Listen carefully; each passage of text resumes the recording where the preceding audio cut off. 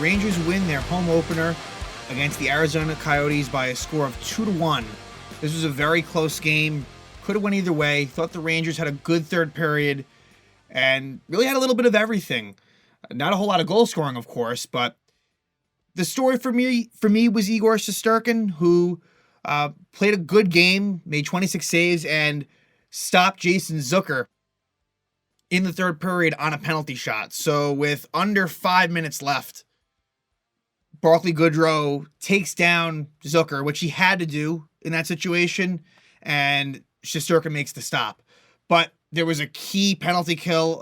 The Coyotes had a 5-on-3 late in the second period, which extended into the third, which was really just bad officiating all the way around. We'll talk about that, but that was 5-on-3 for 2 minutes, and the Rangers killed it off. So I thought the Rangers' first period was pretty good.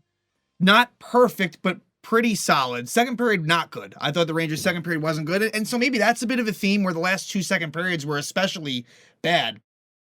But then the third period, pretty strong, end of the game. And look, the score was tied going to the third, but the Rangers get that power play goal. It was a goal by Vincent Trocheck, and it helped the Rangers win 2-1. I think Arizona might not be terrible.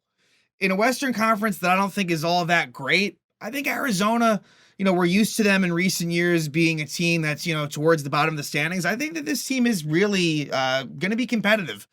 They need to get the goaltending. In goal tonight for Arizona was Connor Ingram, who played pretty well, actually. Certainly gave the Coyotes a chance to win. Keep in mind, the Coyotes were coming off of a victory versus the New Jersey Devils. And, the Devils are off to a little bit, it's 3 games in for them. They're off to a slow start. But look, as Ranger fans, you got to respect Jersey in terms of what they did against the Rangers last season. So, I think that this is a win, that, I don't know. I think that there's stuff to be proud of. I wasn't overly impressed. We'll talk about players that have done well, players that have not done so well. But, I would expect, I have a feeling next game. So the Rangers' next game versus Nashville is at home, and then they're not going to be home for a while. They have that 5-game Western, it's a combination of everything. It's not the California West trip, but it's basically everything else. So they might want to get Jonathan Quick that first home game kind of out the way. I don't know, though. They don't have to. And for me, the less they use Quick, the better. I'm a little bit concerned about that, but that's a conversation for another day anyway.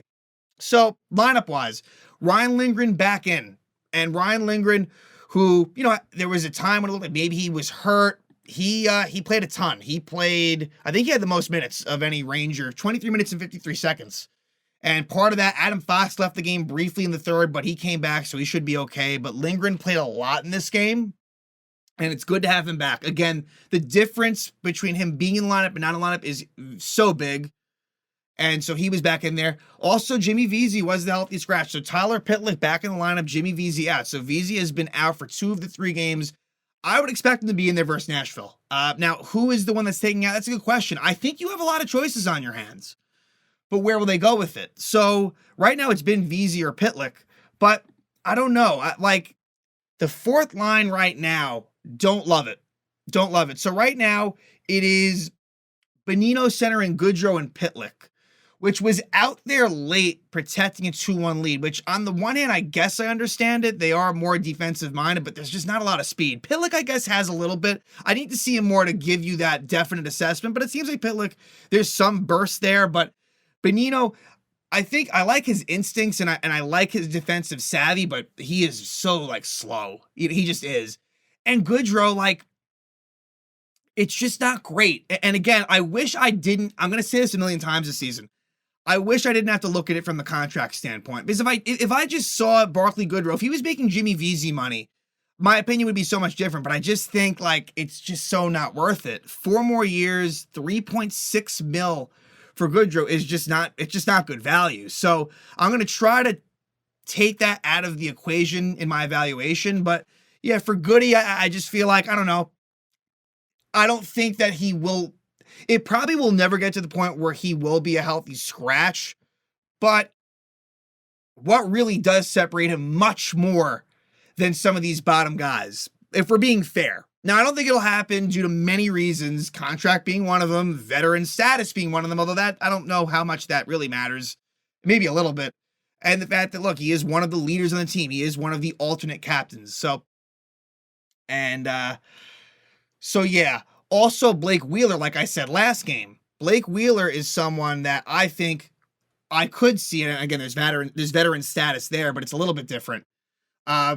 He is someone that I think could be a healthy scratch. He only played 9 minutes and 43 seconds. What's happening a lot is they are double shifting Panarin, and he is getting ice time in the third period with Trocheck and Cooley. That has been happening a little bit. So, again, like I think for me, that fourth line and even some other guy, like that's a work in progress. But I thought that the Zibanejad line was pretty good. We'll talk about, they were the one line that scored a goal. And, I thought like the Heat line should be a good line. Thought Lafreniere wasn't great tonight, but Panarin really has looked the first 3 games, Panarin's been one of their best skaters. He's looked engaged. He's doing the right things, like the things that really annoy me with him. I'm not seeing as much, but with Panarin, it's such a larger conversation because, we can talk about his regular season play, but then we can also talk about what happens in the playoffs. So it's a couple of things there, but and I may have, when I said Lindgren came back in, I can't remember if I had mentioned that Zach Jones was taken out of the lineup. So let's talk about this game. Again, statistically, very close. I mean, shots on goal. Rangers had one more shot on goal. Coyotes won the faceoffs, which the Rangers were doing a good job the first 2 games, but this one edged Coyotes, not by a wide margin, though. And both teams scored a power play goal. But it's just crazy. You look at the stats, hits, blocks. This was an even game. So, first period, Rangers, I thought, played well. Again, a lot of emotion in the crowd. And this game had a lot of intensity up till the end, where there was a full-on scrum after the final buzzer. And look, you wouldn't think that. Coyotes Rangers, there's no rivalry there, but really there was some there was some energy in this game. And I think in part, the home opener gives it a little more juice. So the Rangers score first, and the goal scorer, you guessed it, Chris Kreider. Chris Kreider scores his 4th goal of the season from Zibanejad and Kakko. So for Kreider, off to a great start. He has scored in each of the first 3 games, and he has 4 goals. So again, that goal-scoring prowess continues to be there for Kreider. This is a nice play by Kakko to kind of start. Kakko does some. Look, I think his first 3 games have been a bit underwhelming compared to what we saw in the preseason. But Kakko makes a nice little play to chip it and that's winning those battles. And that's the good thing about Kakko is that he is fairly sound defensively. And I think that he's showing that he can be a good 2-way player. So what ends up happening is it's a 2-on-1. And that Zibanejad-Kreider combination is kind of unmatched. Like on this team, look, those are the 2 longest tenured Rangers. They've basically been line mates almost the whole time since Zibanejad became a Ranger. Kreider had already been there, of course, for about 4 years prior to that. But it's a 2-on-1 with a forward back. And I think Zibanejad knew that. I think it might have been Barrett Hayton. Not positive. I think it was. Either way, Zibanejad sets up Kreider for an easy goal, and the Rangers take a 1-0 lead. After that, though, Vinny Trocheck, who, like I've said, and I think that Trocheck's game has been solid to start, too many penalties. He takes an interference penalty, but the Rangers kill it off, and then before that power play ends, Michelli slashes Nick Bonino. So a little bit of 4-on-4, a little bit of a power play for the Rangers. Nothing happens, and the Rangers end the first period up 1-0. We go to the second. In the second period, I did not like the way the Rangers were playing as much. And Braden Schneider takes a holding penalty. Again, Braden Schneider, for me, there's a lot to be desired. And if you want to get Zach Jones in the lineup, even though handedness-wise, it doesn't make as much sense, right? Like, Zach Jones is a lefty, Braden Schneider's a righty. So, but either way, Braden Schneider, to me, is someone that I don't know if he should be playing every night. I mean, for his development, I want him to, but Zach Jones is younger as well. Obviously, Braden Schneider is much more prioritized. Look, he was a first-round pick. Schneider was a first-round pick. Zach Jones, I believe, was a third-round pick, if memory serves me correct. But Schneider takes a holding penalty, and on that power play, it's a goal by the Coyotes. It's Clayton Keller, who is, pound for pound, the best Coyote player. And he scores assisted by Schmaltz and Cooley. So 5 minutes into the second, power play goal. Probably one that Igor might want to have back, but Igor played a really good game. So not going to make a big deal about that at all. So 1-1, and then the Rangers take another penalty. Keandre Miller with a holding penalty. And Keandre, a bit of a turnover machine. Don't love what I've seen from him so far. Again, I don't want to make big statements about this early in the season, but from what I've seen, Keandre needs to cut down on the turnovers. I just need to see a little bit more from him, but Rangers do kill that one off. Then at 10:40, they get a power play, but don't do anything with it. Travis Dermott holds the stick of Jacob Trouba, but they don't really do anything with it. And then at the end of the period is where things get crazy.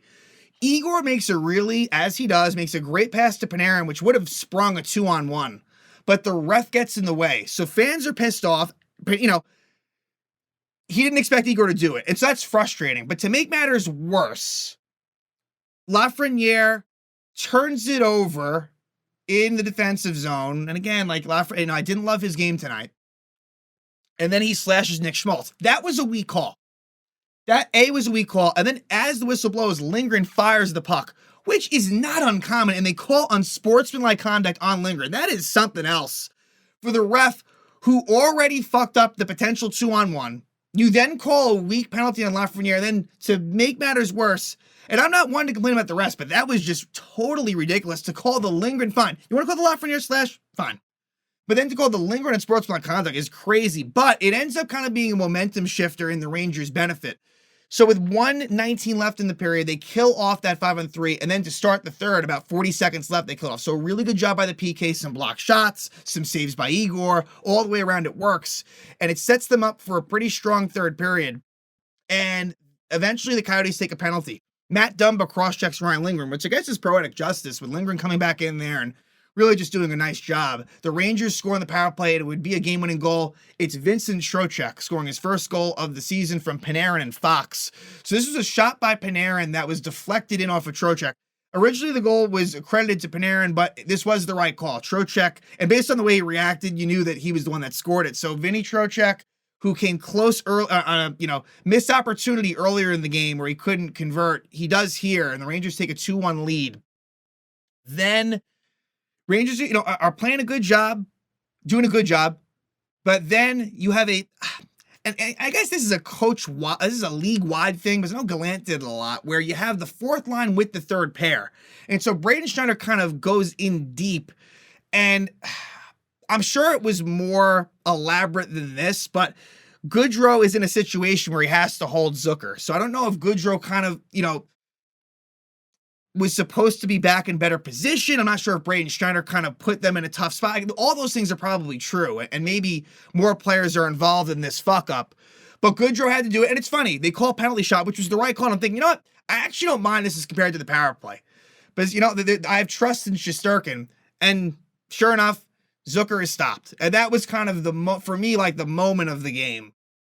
That's a big spot right there. 4:48 left in the game, up 2-1. Igor makes the save. And then for the rest, Rangers defense did a pretty good job. Coyotes didn't get too many great chances at the end. And then the Rangers win the game 2-1. And then there's just a total melee, which, the amount of penalties I'm seeing is crazy. So Dumba, Bukestad, Durzi, Zibanejad, Trouba, Goodrow, Igor for leaving the crease. I think that's it. I think I mentioned all of them. Yeah, and technically, the game was over, but technically misconducts were given to Dumba, Hayton, Bukestad, Trouba, and Goodrow. So it was Trouba and Dumba were going at it. Igor left his crease. Igor was right in the melee. It started with Lindgren. Hey, it's always a good, when you see things like that, I think it's always a good thing. It shows the teams together and that they are, in it for one another. So Rangers, good win it 2-1. Stars of the game were Shesterkin, Trocheck, and Kreider. Again, what Kreider has done to start the season has been great, and hope to see that continue. So now the Rangers will take on the Predators before they go on that 5-game road trip. And Nashville, their next game is going to be tomorrow night, home against Edmonton. Nashville currently is 1-2. So it's a game that's winnable. It'll be against Laviolette's former team. He coached the Nashville Predators before he coached the Washington Capitals, so that'll be interesting. But yeah, only 2 games at MSG for the Rangers in the month of October, and hopefully they can make it 2-0 at MSG, because they won't be playing at MSG until early November, and that's the game, I believe, against the Carolina Hurricanes. Rangers win their home opener, defeating the Arizona Coyotes 2-1.